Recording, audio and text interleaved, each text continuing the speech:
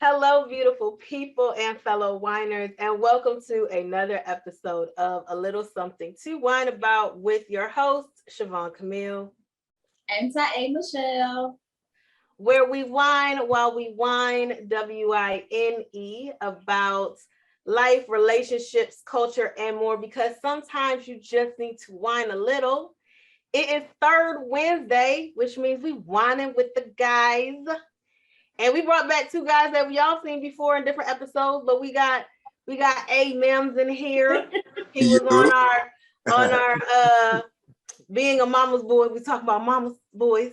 And we got my brother, Shatan Clark, on here. You know, he gave everybody his Bumble profile, his bio, his whole profile. When we did Let's Talk About Sexy. So check those out if you haven't seen them. And today we got the guys on. We're gonna be talking about feelings. All these feelings. You know, that's what so we're gonna do this. All right. So grab a glass of your favorite red, white, rose, sparkling apple cider, whatever you gotta do, all good, water, non-alcoholic. Just join us on the couch. We's here, everybody. We hope you have had a wonderful week as we have begun the best month of the year, Black History Month. And as you know, for this month, we have decided to kind of get away from our regularly scheduled program where we do one brand. And we have decided to honor this month with choosing wines by us. So that's what's going to be featured on the whole wonderful month of February. And in March, we have something very special coming up too. So if you want to know what's going on with us, follow us at Instagram at a little something, the number 2, whine about. But before we get into this episode about and get all up in and under and around our feelings, Siobhan, let us know what you're whining on today. So this for the culture wine that we got. It's by House of Brown. It is a Chardonnay, a 2020 Chardonnay. It says crisp and clean. Our Chardonnay showcases aromas and flavors of guava, gooseberry, lemon, verbena, and a touch of tropical fruit. So I'm looking forward to this Chardonnay and testing this out. For those who don't know, House of Brown is a second label under the Brown Estates of Napa Valley, California, and it is Brown Estates is Black owned, and House of Brown is proud to promote themselves as being produced by women of color. So you know, it's not just about the for the cultures, but it's not just about the Black peoples all the time. But you know, we come in various shades of the brown sugars, the chocolates. So that's what I'm wanting. Blues, you know, the light albinos, the light skinned. Yeah. I got sisters that's that color, so and kids. So yeah. Mm-hmm. And the funny thing is, ladies and gentlemen, unbeknownst to one another, we actually chose the same wine. No, as you guys know, we like popping grapes around here, and we do not discuss what wines we're getting beforehand. And it just so happened that we both chose the same wine. So, coincidence? Yes. Good coincidence? Yes. So, all for women power on this one, girl power, Black girl magic. That's not the wine, but we operating under the Black girl magic, okay? And unison and coming together and all of the good stuff. So before we get into this topic, fellas, y'all want to say hey to the peoples and welcome back. I'm Go just ahead, happy. bro. So that's all. I didn't even know this was happening. You know. Oh, and my drink of choice today is when people go out the country, I always say, "Go bring me back a bottle of that white Henny." Here we go. So cheers to Black folk who drink white Henny. Oh, okay. Okay. Well, I'm drinking a protein drink, created by Mike Rashid, Planta. It's a plant protein based, 20 grams of protein, as Mike Steed is definitely a brother, and follow him on everything, and it's called Ambrosia. And yeah, Planta, they got a whole bunch of different flavors. They got about 15 flavors. This is peanut butter cup, and it's tasty. Yeah. You about to drink your Reese's. That's that. You about to drink your Reese's. Yep. Okay. Hey, I'm here for it. I do protein shakes in the morning. They not that fancy. There you go. But, There you go. So, Yeah. So wait, what's the gentleman's name that we're on this call with? That's my No, best friend. don't even start. Don't start. What's his name? Still Arion. That's my name. Don't even His start. name is what? That's not his name. Why? Yeah. Why are you he's so saying he lying to doesn't these know who people? you are. That's Why? that's Why? He- not my name. Listen, this is the same reason why we got kicked out of health class. Health class? No, because you lying to the folks still. You still lying to the people. Your name is not Aria. Your name is Cody. See, this is exactly the reason why we got kicked out of health class. All right, First you know day, what? We're not gonna start this today. I'm not gonna argue with We you ain't gonna about what you think your name is, because your name is not Ariane. But I don't want to. You know what? That's my something to whine about, but we ain't gonna talk about it right now. I'm gonna let these folks go. Ladies, I'm sorry. Listen, I'm not gonna do this with y'all. I'm not going back to middle school with y'all. I'm not going to high school with y'all. I'm not doing this with you two. I'm not doing this with you two. Okay. He can be Cody, he can be Ariane, he can be A Mims, he can be Mims, he can be my Yeezy. He can be whatever he wants to be as long as he's on the show. As long as he's on the podcast. We can adjust names. We can put slashes. People do that all the time. Right. Singer slash dancer. Right beside his picture. AKA BKA. BKA. I'm gonna have a Right. whole list. Next show, I have a whole list of names. That's right. Oh goodness. Oh goodness. Okay. So let's jump right into it. Gentlemen, tell us. Feelings, do you have them? Big bro first. Okay. The simplest of questions. Right. I mean, yeah, we got feelings. It's definitely something that a lot of men don't like to talk about. It's definitely something that I've tried to get more in touch and in tune with as I've gotten older, and definitely within the last relationship that I was in, something that I expressed more and got more in tune with and touch with. I think that our feelings definitely get shut down and pushed to the side a lot, and we either don't talk about it or we don't want to talk about it or all of the above, but it's definitely there and we just mask it. Yeah, I definitely agree with that. It's a lot of times we definitely have feelings, but a lot of times I feel like we do mask our feelings, just because like sometimes either history shows or past personal things that we actually go through kind of shows us like, hey, we can go ahead and be vulnerable, but then it'll come back and bite us to the point where it's like, well, why share those thoughts and feelings with our friends, family, or significant others? And so you become hesitant, and then you start to bottle those things up. But every once in a while, you might find somebody close to you, like my brother. I can go ahead and talk, and we can express that to one another, and it's no judgment at all there. But you like to actually sit down, talk to your significant other, and hopefully and know that what you share is not going to be used against you. So, Right. like I said, sometimes your feelings do get bottled up, or our feelings get bottled up, and we're not quite sure how to express them without knowing that it's gonna come back later on to bite us. Right. Is that something? Oh, Go ahead. do you think that that's something that you? And I asked this because I've known these gentlemen a long time.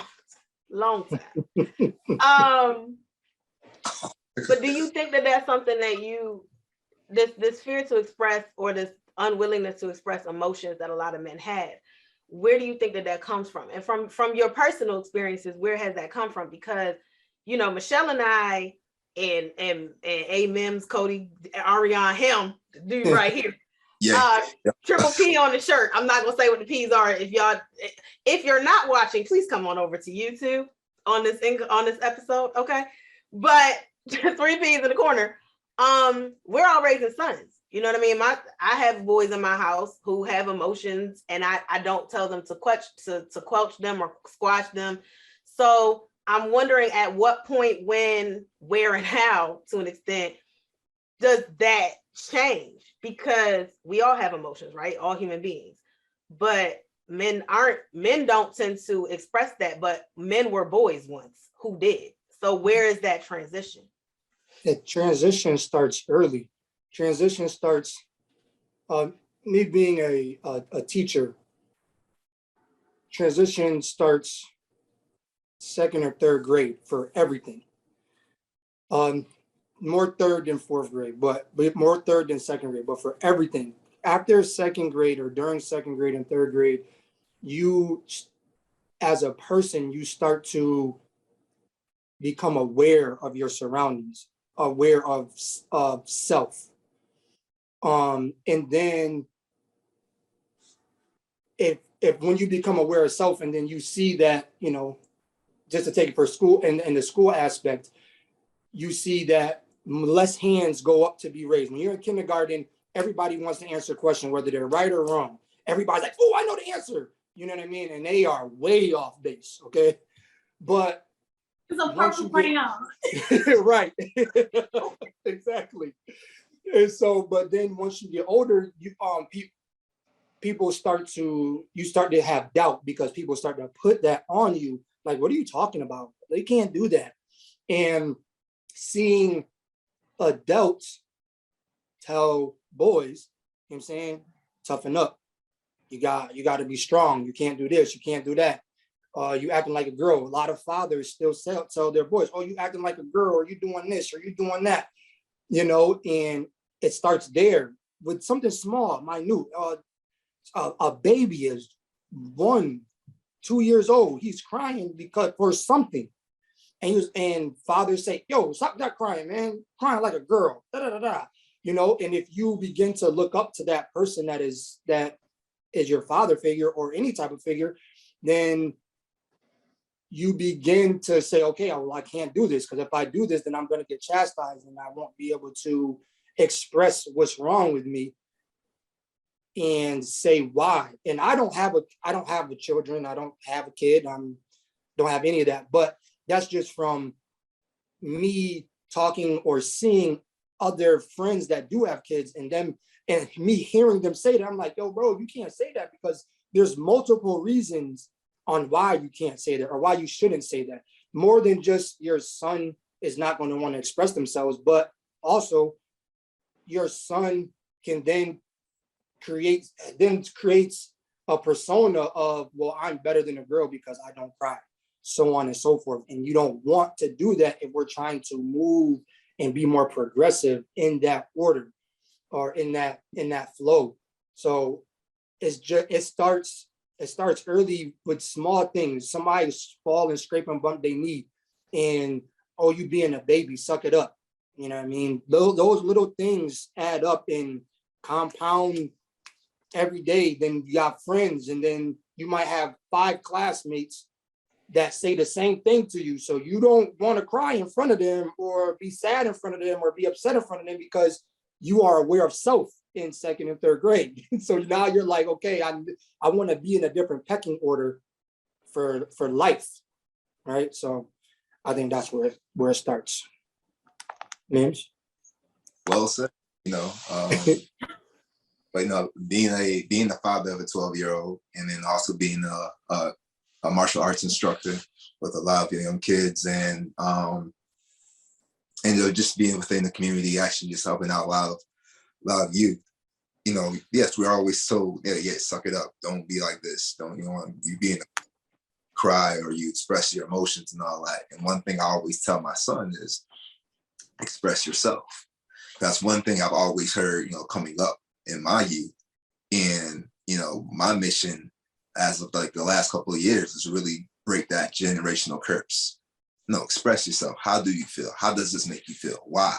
Let's talk about it.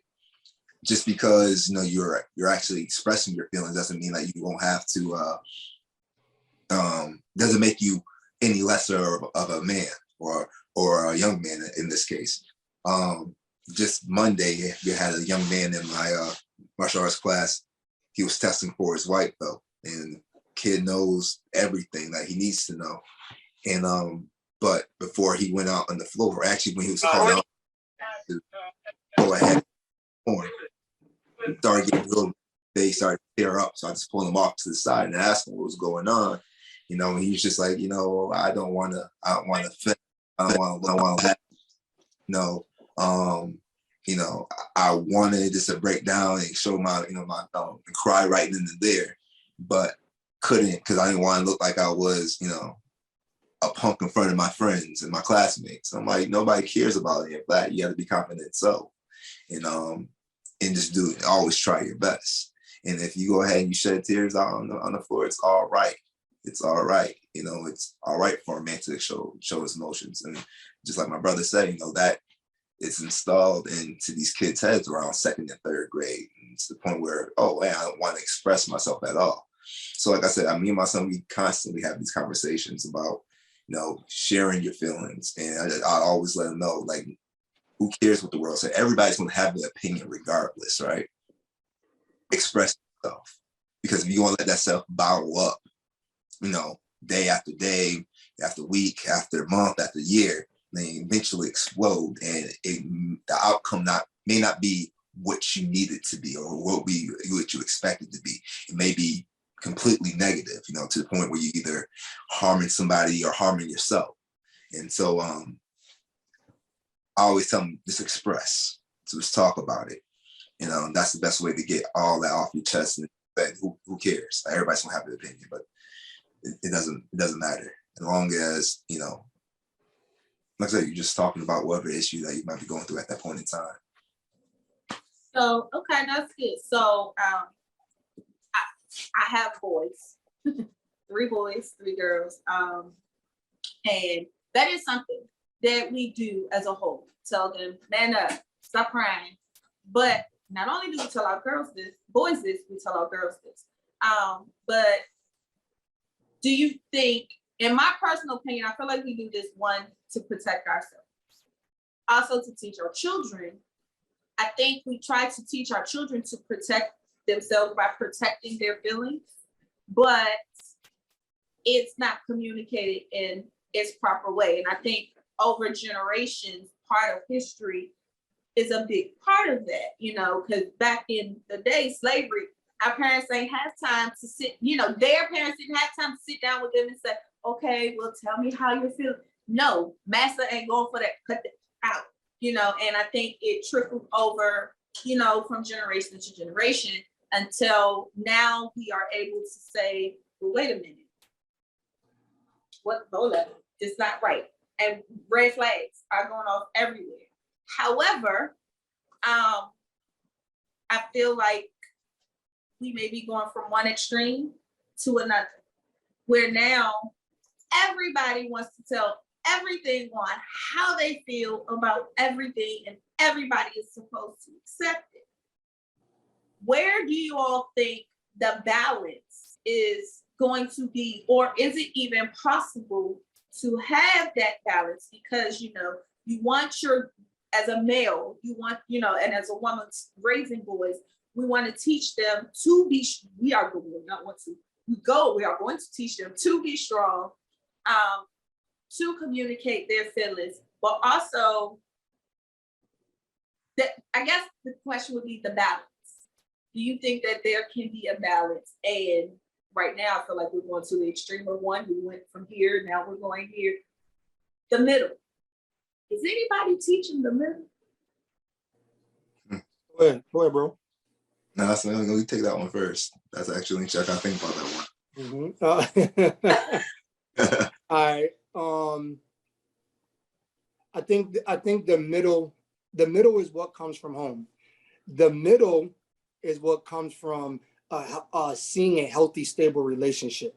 The middle comes from that, because I've been learning a lot about lately, the Igbo people. And a lot of it's the same thing, yin and yang, light and dark, you know what I'm saying? The masculine and the feminine, right? And having, when you have them, you can't have masculine without femininity, right? Because the femininity is the soft part, right? Not meaning that we're soft men, meaning I'm able to treat my woman. Yes, I'm going further, but I'll come back. But I'm able to treat my woman in a polite way, or in a way that makes her feel loved. Now, now what I was saying is, in order to do that, in order to instill that in our boys, so they understand that yes, it's okay to be able to express yourself, but you also need to be able to be self-sufficient and self-learning, right? So you can have because I express myself to the people that I need to express myself to without an issue, right? But I also can go out into the street, and if somebody hurts my feelings, I'm not going to sit there like, oh my God, you hurt my feelings so bad, and I can't believe you did that to me. Why did you say that? Pull out my phone, I'm gonna record it, put it on social media. Oh my God, blow this up into something that it doesn't. Right, that is not right. Exactly. I don't need to do that, right? Because I have my own self-esteem, self-awareness that was built from the ground up. So sometimes, a lot of times, people are still seeking those validations from other people. And that's why I say it starts from home, because I'm validated with my dad. I'm validated with my mom. You know what I mean? I grew up in a single parent household. I grew up with my dad, but does not mean that my mom was not a part of my life. You know what I'm saying? I still had conversations with my mom. I still talk with my mom. I still have a great relationship with my mom, all of those things. And I still was able to get those from my mother. You know what I mean? So when you have both of those influences, which I feel like us as a culture and a community, we are seeing that there are more of that than there are not, which is portrayed most of the time, right? So we can see that that's there, right? And so once we understand that, then we can get to the medium. I feel like there's always going to be those people that are going to be the extreme. Of course. Of course. So what are some techniques that? Well, hold on. I want to hear what Mims has to say. Yeah. I really can't. I won't even piggyback on that because that was well said. Well, I'm gonna just say this then to that point that Shaitan made. I think that's the issue with the world in the general, is that balance doesn't exist, period. Like, I think everything is one extreme or another. And we've lately, it's been a theme, talking about masculinity and femininity. That's really it's a thing in the world right now.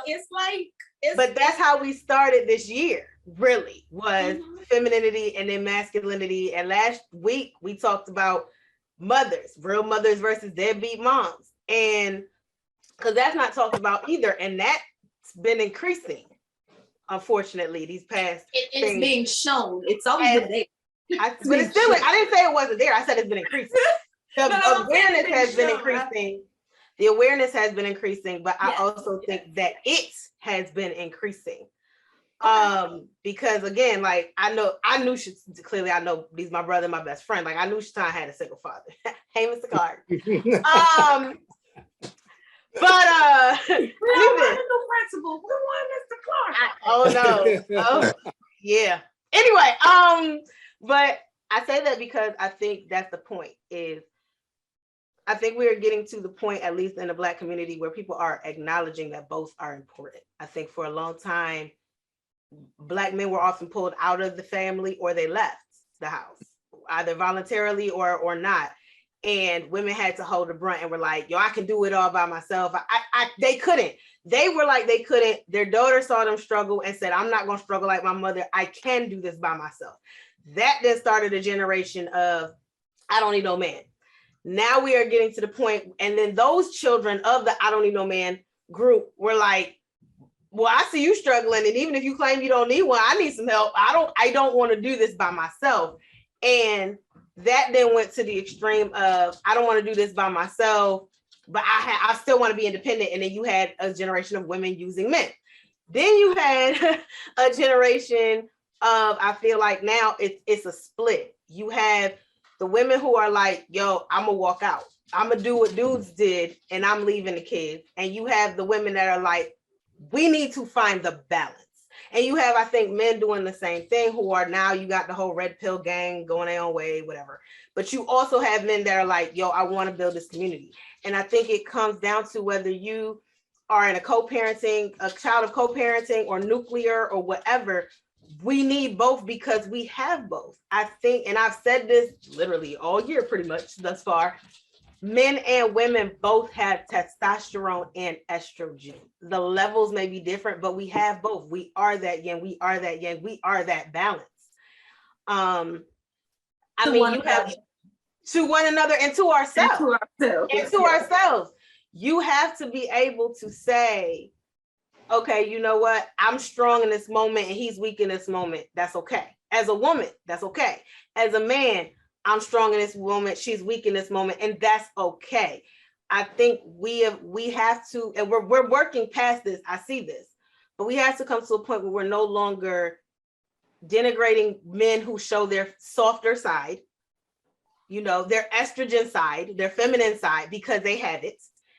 And the same way that we cannot denigrate women for showing their feminine side, because again, it's still derogatory when people are like, girl, you so emotional, because as Michelle said, even girls are now taught, you got to be harder, you got to be harder, you can't do that. That's just the Black community in general that needs to change. Right. We can't all be hard. And for the other side, with guys, you know, telling a woman, why you too strong, man, you too strong, you don't need, you too strong. We can't do that because she learned how to stand on her own in a world that she probably had to. I mean, unless you telling me she got married at 18 right out of high school, some dude took care of her. She was going to have to take care of herself through her 20s more than likely.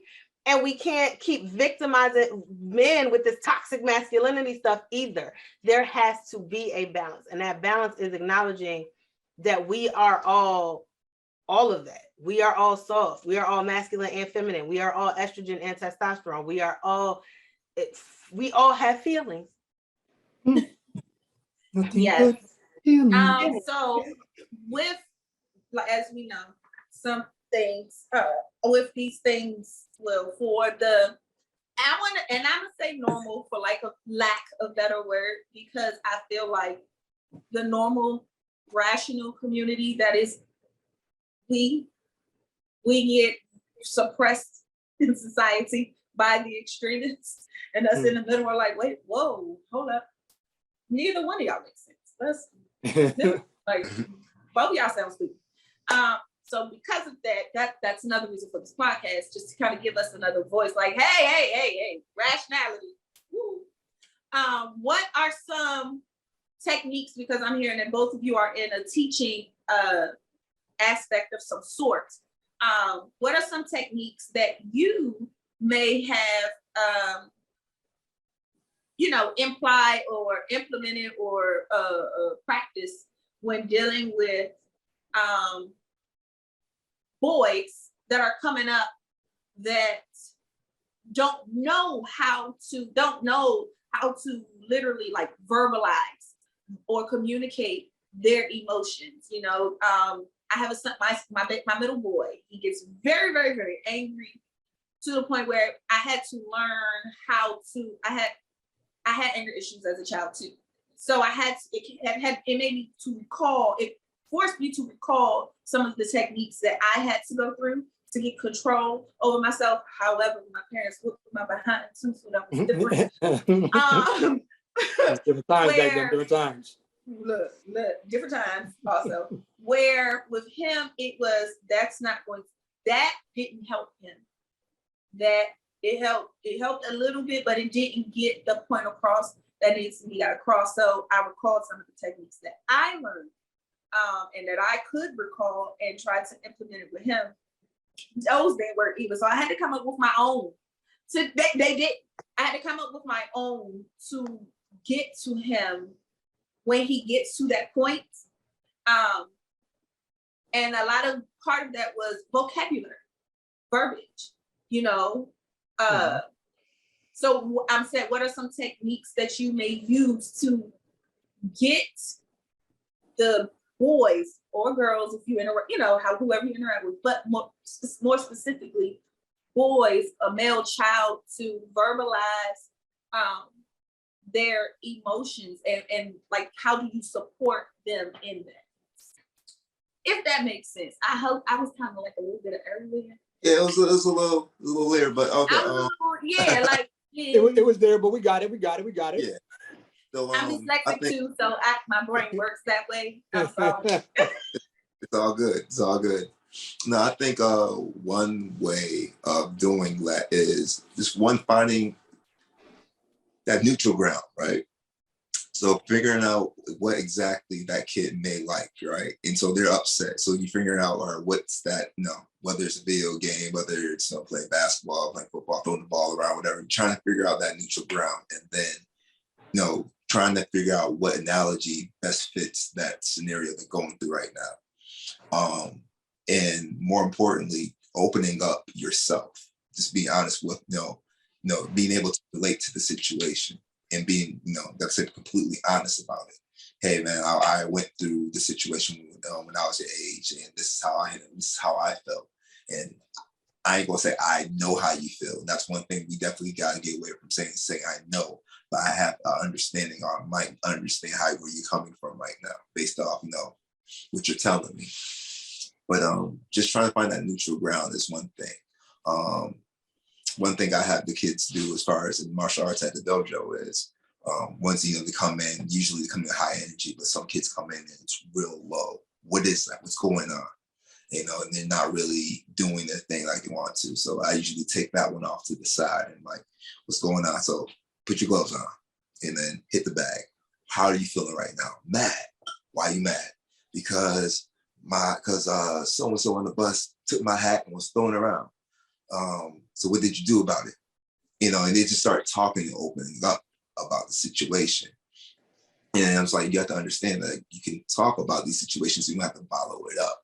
And so, like I said, that's maybe one of the few things I would do as far as helping that child actually just, get that out, just like one relating, truly like expressing how that is. And not only when you do that, you actually, it's kind of almost self-healing in itself.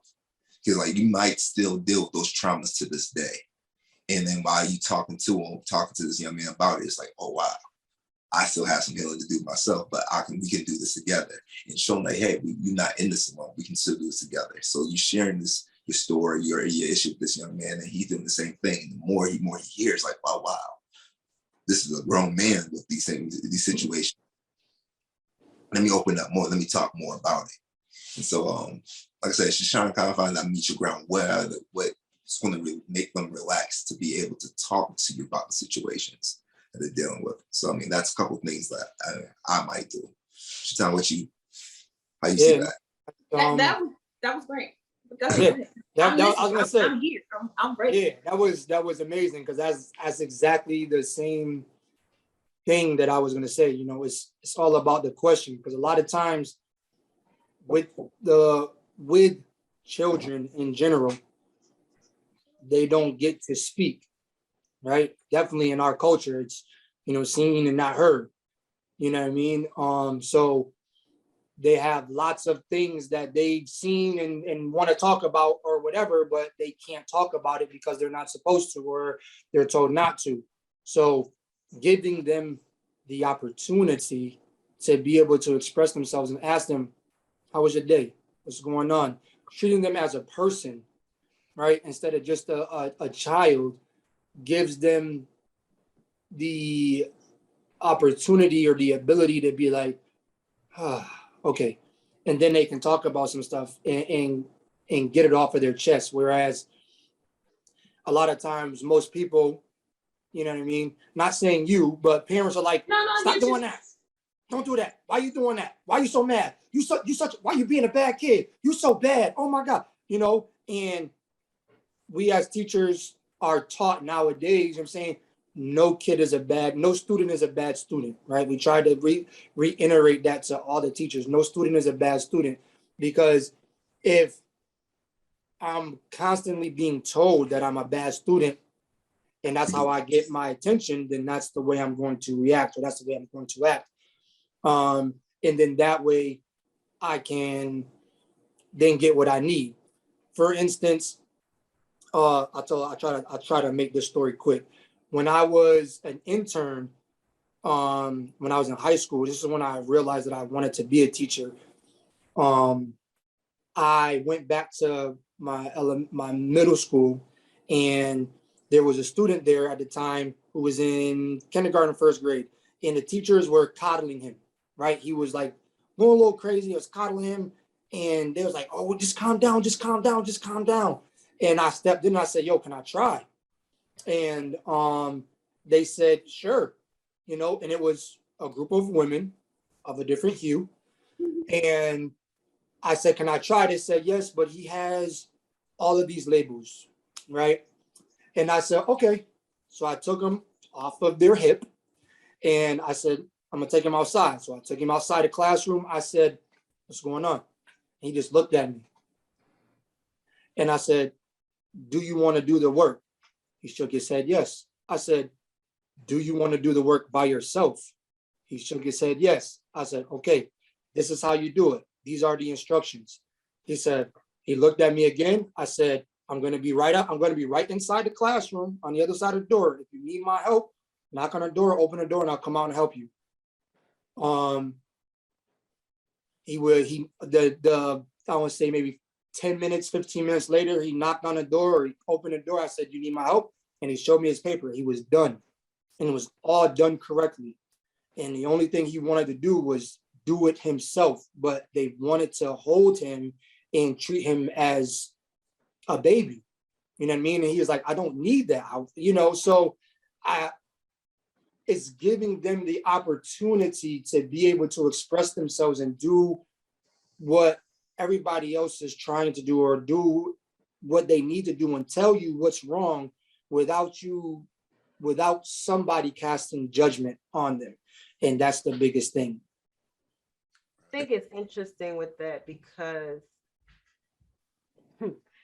and we were talking earlier before you came on about a situation going on with my would-be stepdaughter and how children of melanin hued of certain hue are viewed in this world, Right. and by whom, because studies have been done and shown that, for example, Black girls are never really seen as girls. They're always like, past the age of 8, you're a woman. What? Like, and when it comes to boys, I think in the Black community, and that's in society as a whole. That's in society as a whole. Your 8-year-old daughter apparently is never ever a victim of anything because she did it because she's got the maturity and knowledge and know-how at 8. But these are the same people who say, again, Black people can endure 4 times the amount of pain because whatever. But when it comes to boys, I think that I've seen two sides to that. I've seen non-Black people coddle Black boys, whereas Black teachers, female teachers even do not. Like, no. Black female teachers will raise or will teach those boys the way they would teach their own sons, which is not that way. And I think a lot of it still goes back to Black boys are boys forever until they're not, until it's inconvenient for them to be. You know what I mean? Like, Black males are little children who can't do until they do something crazy, kill somebody, shoot somebody, stab somebody, rob somebody, even at like 9, because then they're adults, they knew better.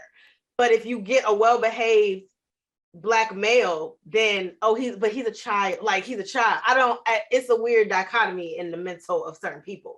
But I think that speaks to the point of feelings, because it's hard to know where to feel sometimes, male or female, but I feel like it's hard to know where to feel or what to feel depending on who you're around and how they're treating you. And I have my question to you all, because I've known y'all a long time. And for clarification to everybody, when he said he went back to our middle school and then brought up a kindergartner, our middle school was K through 8 at the time. So there was, our school was a K through 8. Just a little history. Just to put that out there. And I was like, middle school, kindergarten. Oh, I mean, yes, but people aren't gonna get that. That's why. Let's put that caveat. But I've known both of y'all since middle school. And I will say that I've never felt like y'all couldn't. I feel like I got the real deal Holyfield with y'all, okay? Emotionally, and not even just I could be emotional with y'all. I've had conversations with both of y'all that I'm like, yo, he's hurt. Yo, he's like in pain. Like, yo, this, even whether crying or not crying, whether happy or sad, I've seen the breadth of y'all's emotions, okay? And I feel like men do that. And I say this as a woman who, y'all know me. Y'all know who I grew up around. I had a lot of guy friends, right? All my male friends came to me. Y'all dumped y'all emotions on me. Then y'all went to y'all girlfriends and they dumped y'all emotions on them chicks. So I'm asking this from that.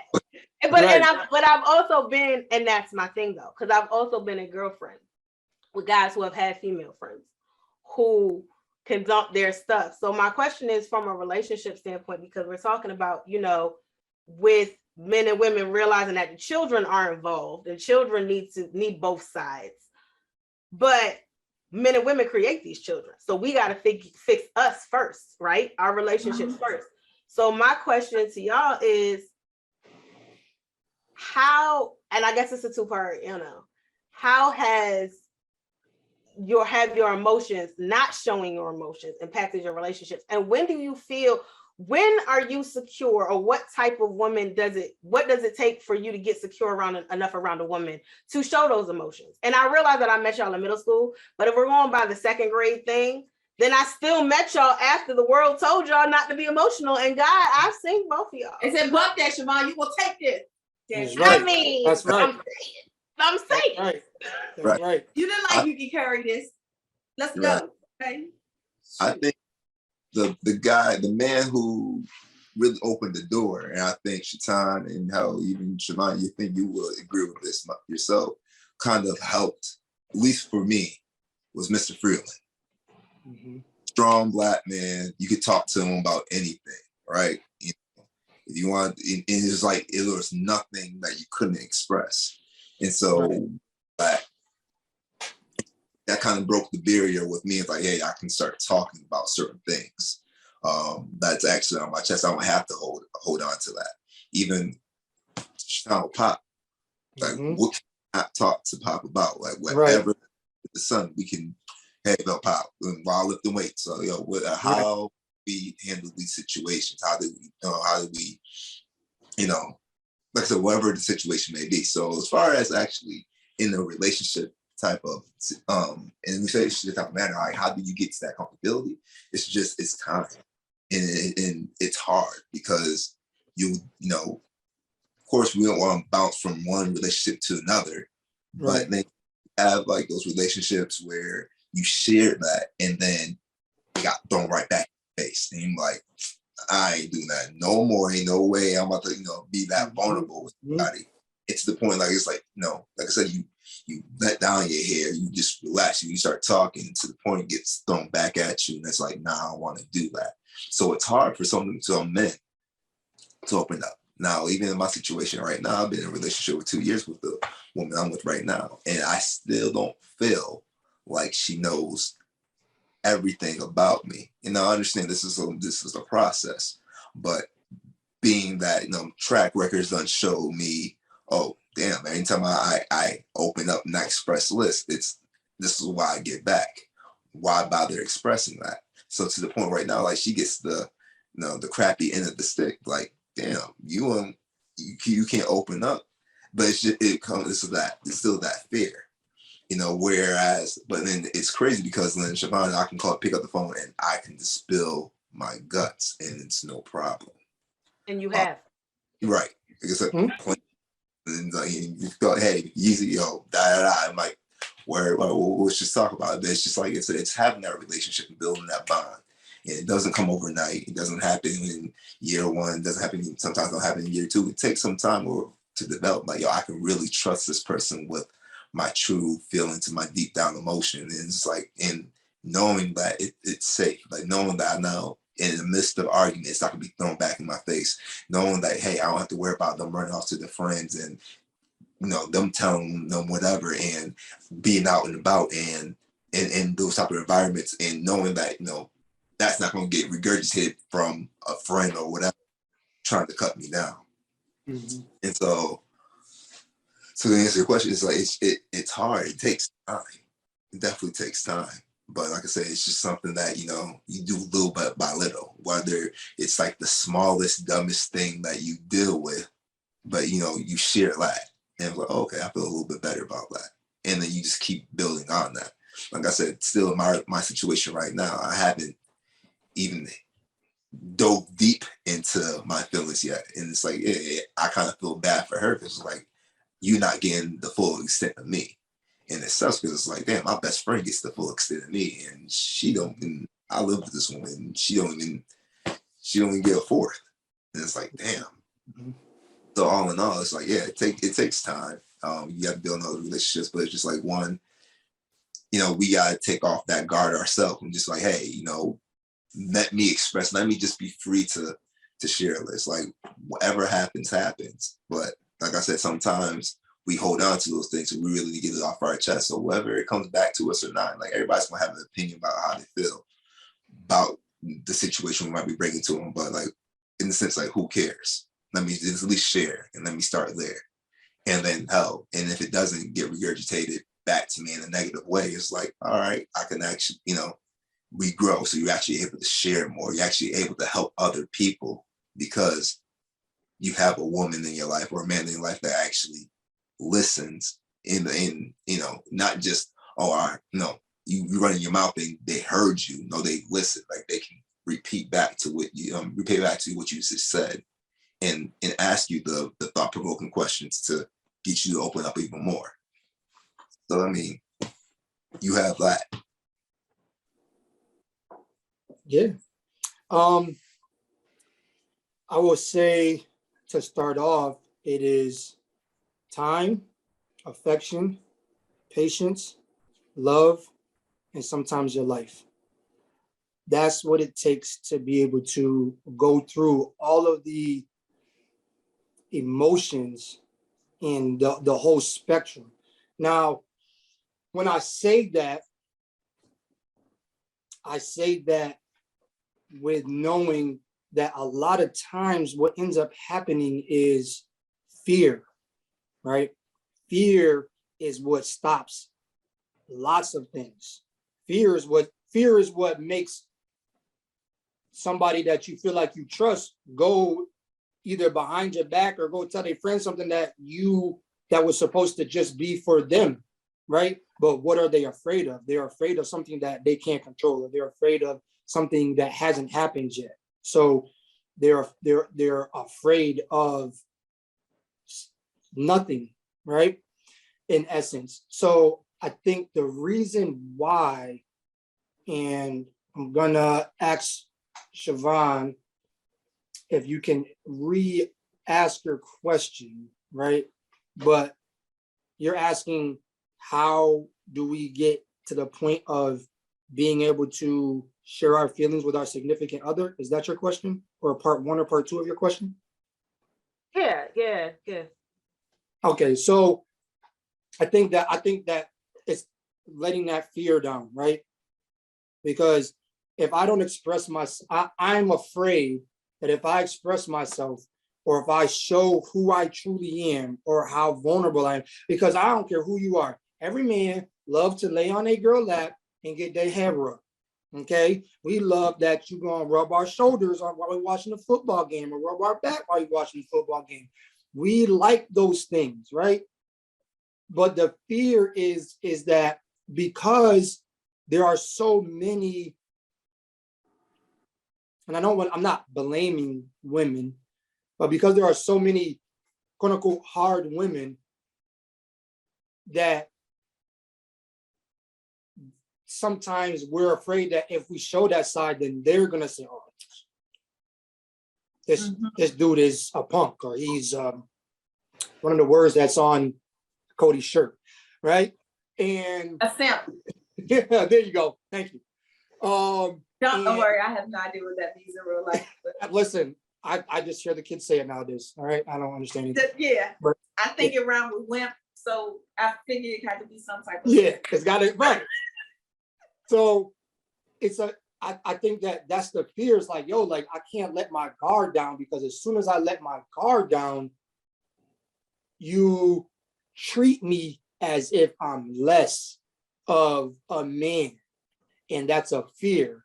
Now, the other aspect of it is that when I'm expressing myself or telling you what's going on, you're not listening. Right? A lot of times, just people in general, and this is my biggest thing, and this is what I tell people all the time. Every conversation I'm in with people or argument, I say this: are you listening? Or are you listening to respond? Because if you're listening to respond and you're just waiting for the points that you want to jump on, instead of hearing the pain that I went through. I'll share another story. My grandfather has Alzheimer's, and me and him got into an argument, and I was trying to express to him why I was feeling the way I was feeling, because he wanted to do one thing, and I'm like, no, like, you did this to me before, granddad. Like, you did X, Y, Z. Like, granted, it was about a car, right? He had a car that I wanted. I told him that I wanted it, and he then sold it to some random person. I was tight. Then it happened again when my grandmother died. He had a piano, and the piano was in the family forever. And then he ended up giving the piano to the church. I was tight. And I'm like, yo, like, you doing this. And now he's really old, and it's at a point to where I'm like, yo, granddad, let me buy your house so you don't got to worry about what's going to happen to the house. And he's like, oh, I sell my house wherever I want to. I'm not selling you my house. And I'm like, what are you talking about, bro? And so we went through it. And when I started trying to tell him that, he started talking about some off the wall stuff. And I'm like, bro, like, you're not listening to what I'm saying. You know what I'm saying? And that's the thing. Now, as the same thing can go in a regular relationship with a significant other, because a lot of times what we're doing is we're holding on to whatever we feel. And I try that whoever I'm having a conversation with, definitely with my significant other, I try to just listen without any bias whatsoever.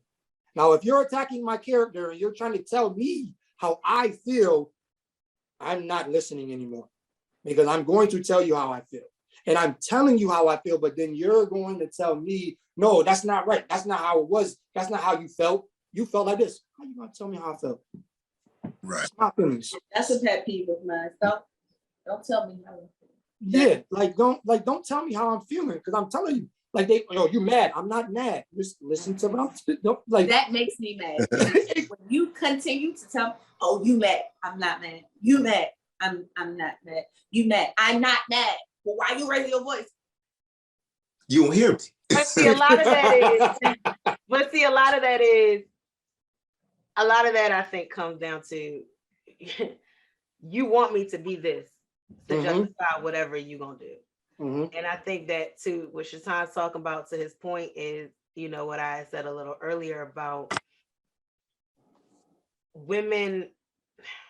We all do this, right? And we all need to fix this, and we all need to acknowledge it and change. And that's the same with any emotion. Acknowledge your emotion. And we're not saying not to acknowledge your emotion, but acknowledge your emotion and then do something else. Do something about it. Move forward. Don't try to sit in the victim. You sad? Cool. But you can't be sad forever. You're mad? Cool. But you can't be mad forever. Even if you're happy, you are not going to be happy forever. So I think when it comes to, and what Shaitan is talking about, what I'm understanding from, and Cody, because both of them said, same thing, is we have to listen to each other. And for women, we need to listen. And we can't, and as I said again earlier, we can't tell men, oh, you having feelings? What? You weak. That defeats the purpose. But again, I realize why. So a lot of women have come as hard as they are. But if you're going to be in a relationship, you have to let that down. Same with men. I understand that because so many women are hard, that a lot of men are like, I mean, well, you can do it by yourself, right? You don't need me to do that. You independent. You can do. If you're going to be with a woman, allow her to be soft. If she can't be soft around you, then that's a problem. If he can't be soft around you, then that's a problem. If she can't be strong around you without you feeling threatened, that's a problem. If he can't be strong without you feeling like he's dominating you and putting you in a subservient position, then that's a problem. We have to come together. We have to do better, and we have to acknowledge as a culture and a community, and when I say a culture, I'm talking American as a whole, that men do have feelings. So just a real quick, fellas, wrap this. This has been great conversation, though. I think y'all came to talk about these feelings. Listen, man. I was ready to keep going. That's right. I'm like, you done? Like, listen. Okay. Listen, we cannot be here. We cannot be here all day. We cannot be here all night. Listen, I got some things to go off my chest, okay? Listen. That's my feelings. We don't open the floodgates, Michelle. We don't ask them about their feelings. And now they like, we're going to give you all our feelings. These are all. That's it. You want feelings? But yeah, let us know real quick. Just give us your final thoughts on men and their feelings. Men and y'all feelings. Go ahead, little bro. They ain't put me on the spot. So our overall thoughts, just like I said, it's just one, find, first and foremost, I think, if it's not a woman or, the opposite sex or same sex, whoever your choice is, be able to just express yourself, regardless of, of the kickback that you may get. Who cares? Just be able just to talk, and then if it's not, then find a counselor. Actually, I had a doctor's appointment earlier this week, on Monday, and it was like, maybe you want to talk to a therapist just to get it off. And I'm like, I don't necessarily need a therapist. I have Shatan, and my uncle. Right. But other people, just for that outside opinion, people who don't know you. So be able just to talk and just express yourself no matter what. And you're not too manly or you're not too feminine to express whatever's going on in your life, just share. But like my brother said, make sure you're listening, not listening to respond. And don't convince that person that that's how they feel. No, I said I'm happy, then I'm happy. Don't try and tell me I'm something else. So that's your message to the men, and is that your message to the women? So I want y'all to give me your final thought, your message to the men folk, y'all brethren, and your message to the women. So we know how to support y'all. When y'all have emotions. So women, just listen. Just listen. Don't like I said, don't look to respond. Sometimes the best thing you can do is just listen. Don't you can have a whole conversation, or I'm just spilling my guts. Just hear me out. Don't even respond right after that. Maybe give it a day after, to really process what I just said. Talk over with your best friend. Make sure, like, he said such and such, or maybe not with your best friend, because that might be a personal conversation. But really sit there and hone in and tune into what that man just said. And to fellas, just go ahead, like I said, express yourself regardless. I think that's probably the best thing I've done since, one really moving down to Charlotte is I expressed, I just talked. And it's like, wow, look at all this, all this healing. I've come, like, this has been so much more since I ran to just being down here. So, just, like I said, you talk about feelings and you express, and don't even care whether you cry or you holler or whatever the case may be. Get that out, because the last thing you need to do is let that build up, and you on Channel 5 News and shoot up in my and before you know, you locked up, and that's how a lot of brothers end up getting hurt or commit suicide. Like, who needs to do all that when all you had to do is just find somebody that you can relate to and just talk to? Shatan, your message to the fellas and the women? Ladies.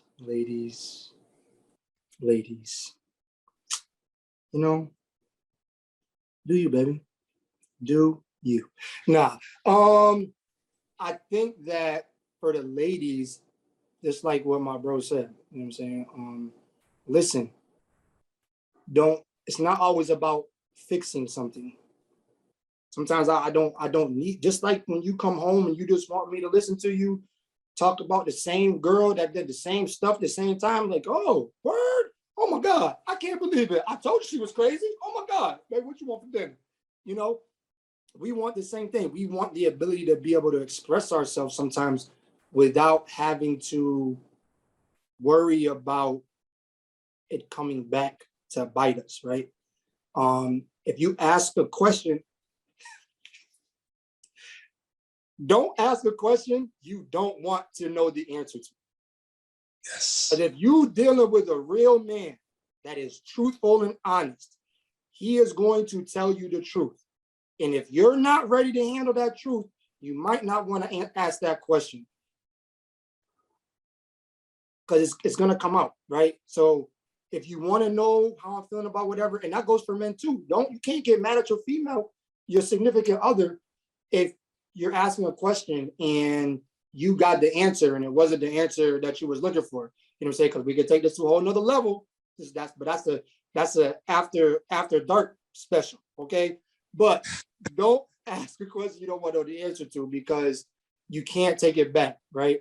And understand that words have meaning and consequences, and understand that the things that you say count and matter. So choose your words wisely. And for the fellas, express yourself. Let people know what you like and what you don't like, and what you'll accept and what you won't accept. If when you're in the beginning of a relationship, those things need to be talked about ASAP, right from the jump. Don't wait until 2, 3, 4, 5, 6 months down the road, a year, whatever, to try to have those conversations, because that's when you realize, like, oh, I don't even like this person because I can't even be myself.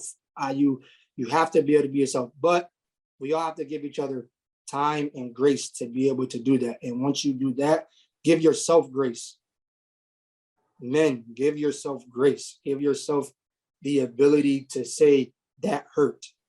Mm-hmm. That made me upset. And this is why it made me upset. Don't speak in anger. That's the biggest thing. If you're mad, take some time. And take some time to fall back. Kanye West said it the best. You know what I'm saying? Don't fix your lips like collagen to say some things that you're going to be apologizing for later on. Take your time, fall back. Say, you know what? Can we come back and have this conversation later? So I can have time to really understand my own feelings. And then I can express to you in a more cohesive way how I feel, other than using 4-letter words. Some of those words got more than 4 letters that I be using, but I'm just kidding. I mean, right, I have a good vocabulary. I'm colorful. The colorful imagery is a whole thing, especially when I'm mad, but I'm not gonna go there. Ladies and gentlemen,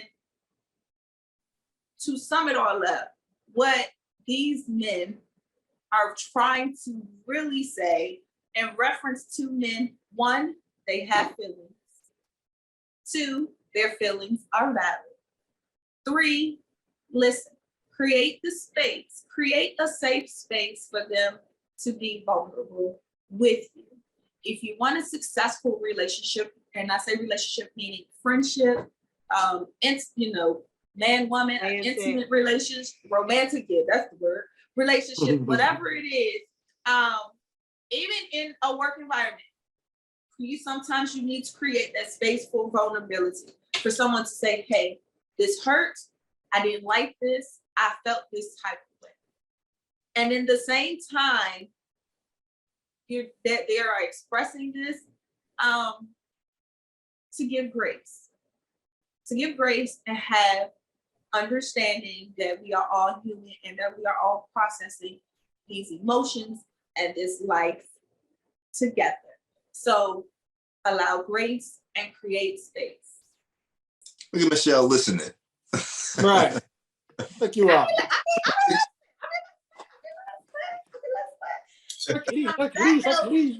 We're gonna have to say And cheers cheers to to that. them. And so now that our glasses are empty, Siobhan, you want to go first on the rating for the Chardonnay from House of Brown? Yeah, I'm liking Chardonnay this month because I had a Chardonnay last week and this wasn't actually that bad.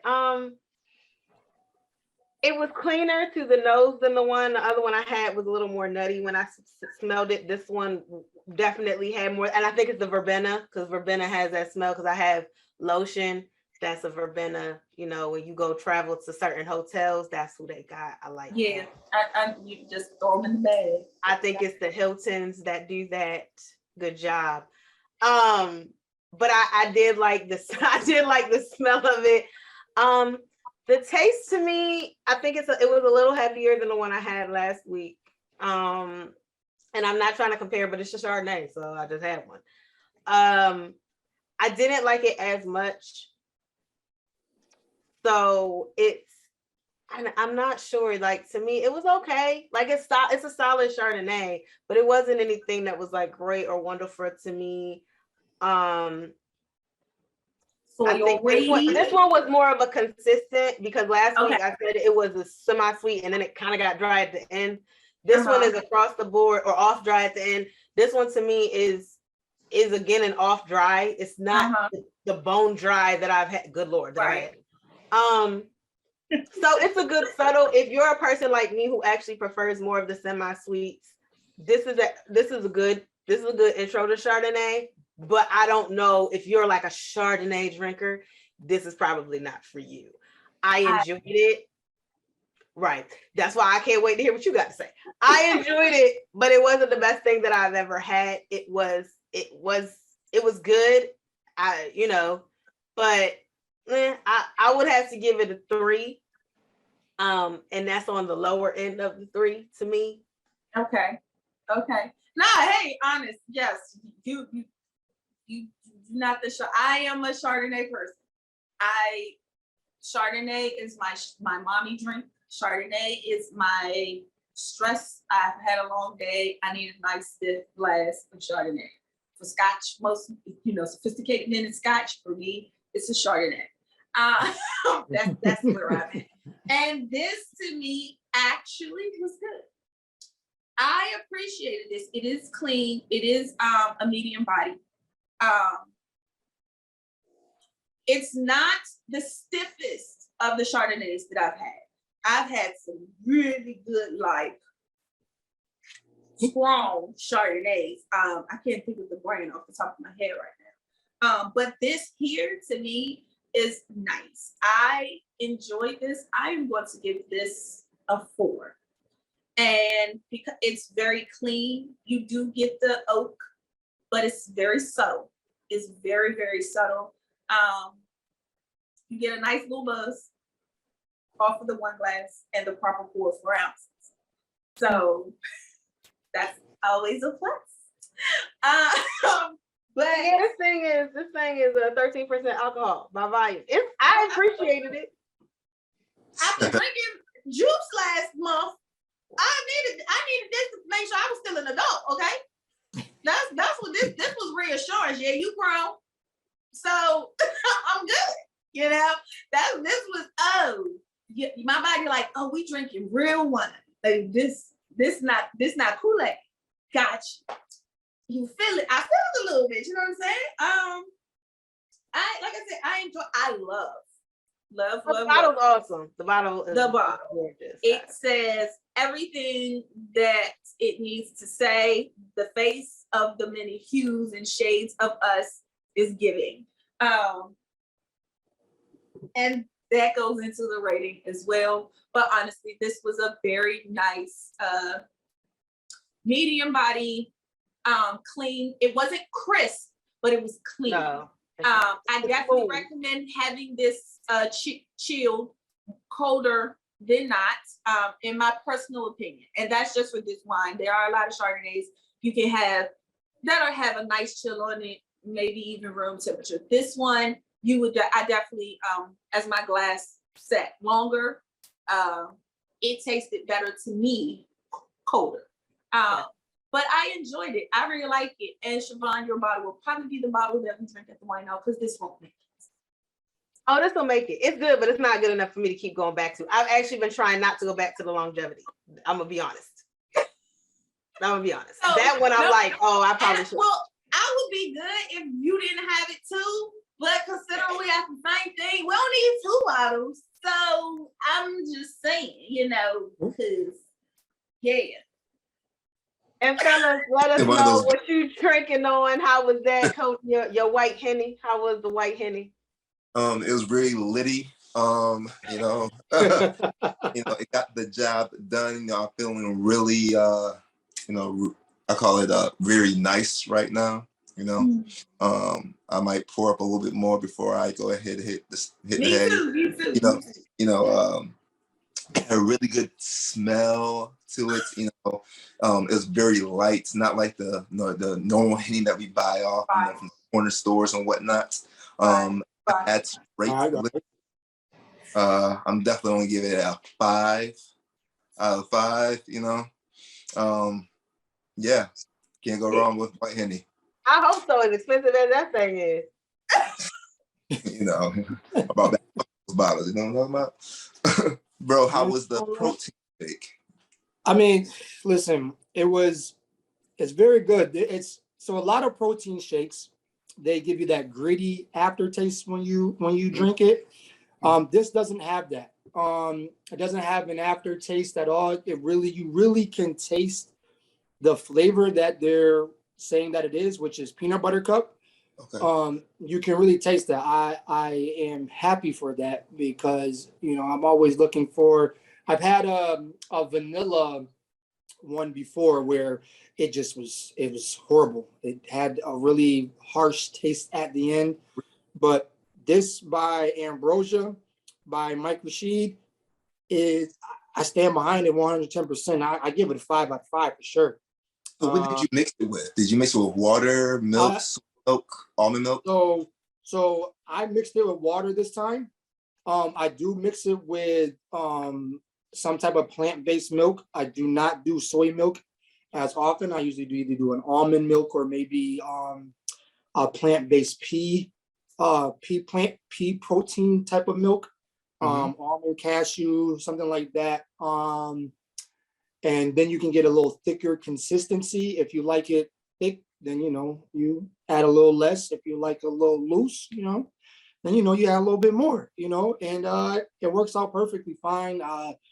I've seen great results from it. The soreness that I usually have after workouts is usually not there. So I said 5 out of 5, hands down. Awesome. Yeah.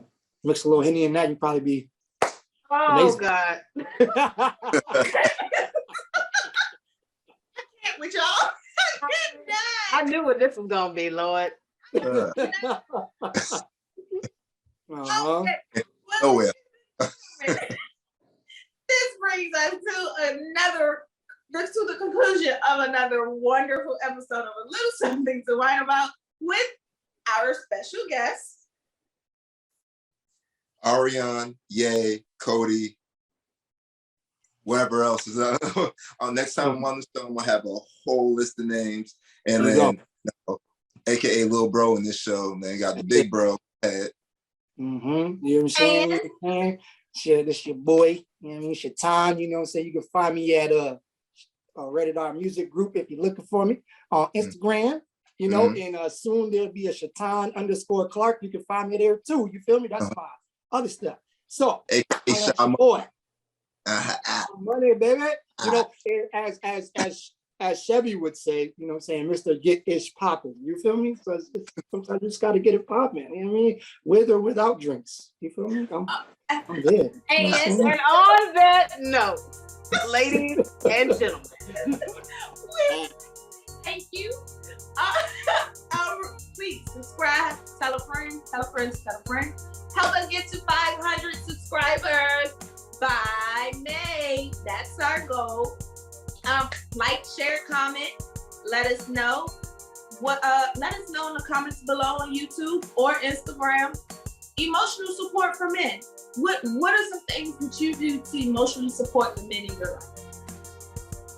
Men meaning boys, cousins, uncles, daddies, boyfriends, you know, all of that. Let us know in the comments below. We love to have a conversation with you. And as always, there's nothing wrong with a little wine or a little white Henny or a little protein shake. There's just nothing wrong with it, guys. I'm living. Drink it up.